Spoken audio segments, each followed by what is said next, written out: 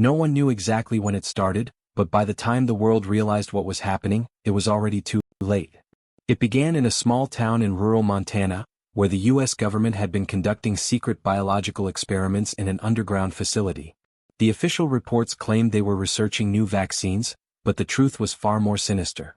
Scientists were working on a classified project, codename Rebirth, designed to reanimate dead cells. The idea was to create a serum that could heal fatal injuries by bringing dead tissue back to life. But something went horribly wrong. One of the test subjects, a man who had died from a violent car crash, suddenly opened his eyes. At first, the scientists celebrated. It was a miracle, proof that their experiment had worked. But the joy turned to horror when the man lunged at a researcher, tearing into his throat with inhuman strength. Security tried to contain the outbreak, but the virus spread faster than they could control. The infected bodies did not stay dead. They rose, driven by an insatiable hunger for human flesh. Within hours, the underground facility became a slaughterhouse. The government tried to cover it up, detonating the facility to bury the horror beneath the earth. But the virus had already escaped. Rats, birds, and even insects carried it into the town. The first victims didn't even know they were infected, until they died.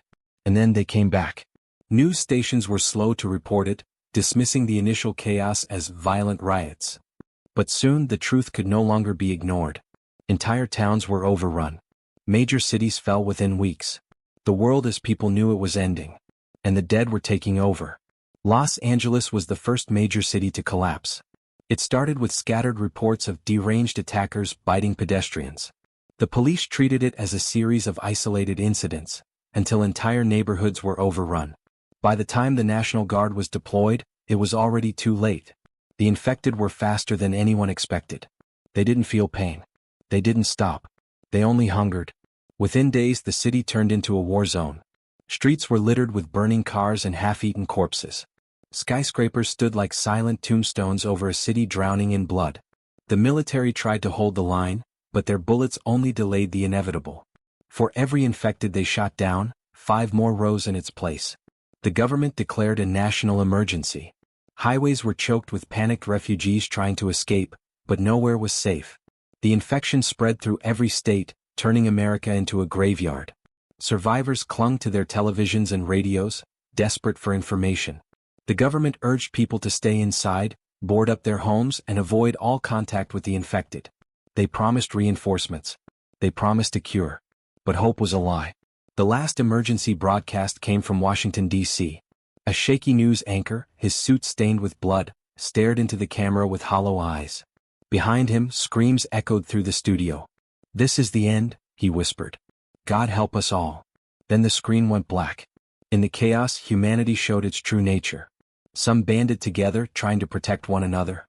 Others turned into monsters even worse than the undead, looters, murderers, warlords. One such man was Colonel Vincent Hayes. A former military officer, he led a rogue faction of soldiers who took over a military bunker in Colorado. He didn't believe in saving people, only in survival. He and his men raided towns, killing anyone who got in their way and taking supplies by force. Meanwhile, scattered groups of civilians fought to stay alive. Families hid in basements, whispering prayers into the darkness.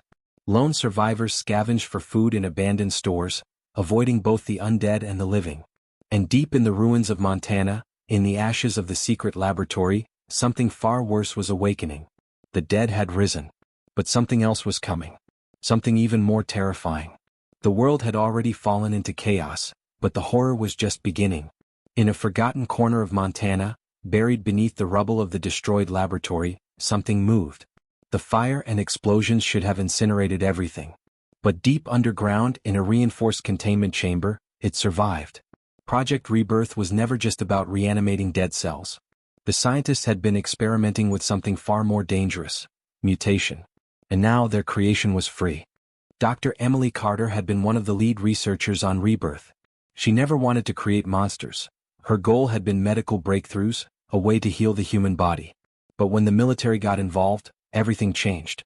Now she was trapped in the ruins of the facility, barely alive, her leg crushed under a fallen beam. She had watched her colleagues die, no worse than die. She had seen them change. The infected bodies had risen with unnatural hunger. But something was different about the last test subject, the one they called Specimen Zero. Unlike the others, Zero didn't just hunger. It thought. It had watched the scientists, studied them, adapted. And when the outbreak began, it vanished into the shadows. Emily had hoped Zero was dead, buried in the destruction. She was wrong. From the darkness she heard something shift. A slow, deliberate movement. The sound of breathing. A voice, deep and inhuman, whispered from the shadows. "You tried to play God." Emily's blood ran cold. The other infected had never spoken. They had never understood. But Zero did. And it was waiting. Across the country, survivors struggled to hold on. New York, Chicago, Miami, every city had become a graveyard. The lucky ones had fled to the countryside, but food and water were running out. In Colorado, Colonel Vincent Hayes watched the destruction from his fortified bunker. His soldiers had taken control of a military base, stockpiling weapons, food, and medicine. He didn't believe in saving the world. He believed in power. "Only the strong survive," he told his men. "And we will be the strongest." For now, the undead were the enemy. But soon Hayes knew the real war would be against other survivors. And he intended to win. In the ruins of Montana, Zero moved. It no longer felt pain. No longer felt hunger. It was something new, something more than human, an evolution of the virus. And it was not alone. As Emily Carter lay dying, she saw others crawling from the rubble. Infected that didn't shamble mindlessly. Infected that thought. The next stage of the apocalypse had begun. And this time the dead weren't just rising. They were hunting. The world had already lost. The dead ruled the streets and the living were nothing more than prey. But now, something worse had emerged. Something smarter, faster, and more terrifying than the mindless hordes. They were no longer just zombies. They were hunters. In the ruins of Denver, a small group of survivors huddled in an abandoned supermarket. They had barricaded the doors with overturned shelves and scavenged what little food remained. Among them was Ethan Walker, a former firefighter, and Sarah Green, a school teacher turned survivalist. They had seen the undead. They had fought them. But this was different. Sarah whispered, "It's not just the zombies anymore." Ethan nodded. "Something's out there. Watching us." For the past 3 nights they had heard it. Something moving in the darkness, never making a sound, never attacking. Just waiting. And then that night it came. A sudden thud against the barricade. Not the slow, clumsy pounding of the infected, but something calculated. A test. Sarah gripped her rifle, heart pounding. "They know we're in here." Then silence. A moment later the lights flickered. Ethan's blood ran cold. The supermarket's generator was inside, locked away in a secure storage room. There was no way a normal zombie could get in. Then a voice, a deep, distorted whisper, echoed through the store. "Run." And the lights went out. They weren't mindless anymore. Whatever had happened in that secret lab had changed them. The virus had evolved and with it so had the infected. They stalked their victims instead of blindly chasing them. They set traps. They communicated. They were becoming something new. Something unstoppable. Ethan and Sarah's group never stood a chance. The moment the lights died, the attack began. Shadows moved between the aisles. The survivors opened fire, but their bullets only hit empty air. The creatures were too fast. One by one the screams filled the store. Sarah grabbed Ethan's hand. "We have to move, now." They ran, weaving through the darkness, but the hunters were already ahead of them. Silhouettes slithered between the shelves, their glowing eyes the only thing visible. A cold whisper brushed against Ethan's ear. "You can't run forever." By sunrise the supermarket was a massacre. Blood coated the floors. The shelves were overturned. The only survivors were Ethan and Sarah, and they had barely made it out alive. Sarah, panting, wiped the blood from her face. "We need to warn the others. This isn't the same infection anymore." Ethan looked back at the burning supermarket, his hands shaking. "No," he said. "This is something worse." And deep in the heart of Montana, Zero watched. The experiment had worked. The world was no longer ruled by humans. It was ruled by them. And soon there would be no survivors left. The world belonged to the dead. The cities had fallen. The government no longer existed. There was no hope, no rescue, only survival. But Ethan and Sarah refused to give up. They had seen what the infected had become: hunters, predators, monsters. And if humanity had any chance of survival, they had to stop Specimen Zero. Through scattered radio signals, they had heard of a hidden military bunker in Wyoming, one of the last safe zones. But more importantly, it housed a prototype EMP bomb, originally designed to neutralize biological warfare experiments. If it still worked, it could wipe out every infected in a 100-mile radius. It was their only chance. But getting there wouldn't be easy. The roads were infested. The hunters were watching. And worst of all, Zero knew they were coming. Night had fallen by the time Ethan and Sarah reached the outskirts of the bunker. The entrance was buried beneath rubble, abandoned long ago. But they weren't alone. The shadows moved. Low whispers echoed in the wind. They were surrounded. From the darkness, a deep, unnatural voice spoke. "Why do you fight?" Sarah turned, her flashlight shaking.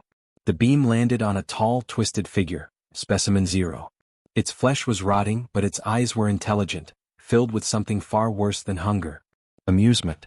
"Your kind is finished," Zero said. "You cannot stop us." Ethan tightened his grip on his gun. "Watch me." Then the hunters attacked. They came from all sides, moving too fast to track. Ethan and Sarah fired wildly, but for every one they hit, more appeared. They were losing. Then Sarah saw it, the control panel near the bunker entrance. If they could reach it, they could activate the EMP manually. "Cover me," she shouted, sprinting toward it. Ethan fought his way through the horde, but Zero was waiting. With unnatural speed, it grabbed him by the throat and lifted him off the ground. "You are nothing," Zero hissed. Ethan struggled, gasping. "Maybe, but at least I'll take you with me." Then he jammed a grenade into Zero's ribs and pulled the pin. The explosion ripped through the night. Zero staggered back, its body torn apart. But it was still alive, still crawling toward Sarah. Bloodied and desperate, Sarah slammed her fist on the control panel. A deep, metallic hum filled the air. The EMP detonated. The wave of energy swept across the land, frying everything infected with the virus. The hunters collapsed instantly. Their bodies convulsed, then fell silent. Zero let out one final, inhuman scream before its body disintegrated into ash. Then silence. Sarah fell to her knees, breathing hard. Around her, the undead lay dead for good. She turned to where Ethan had fallen.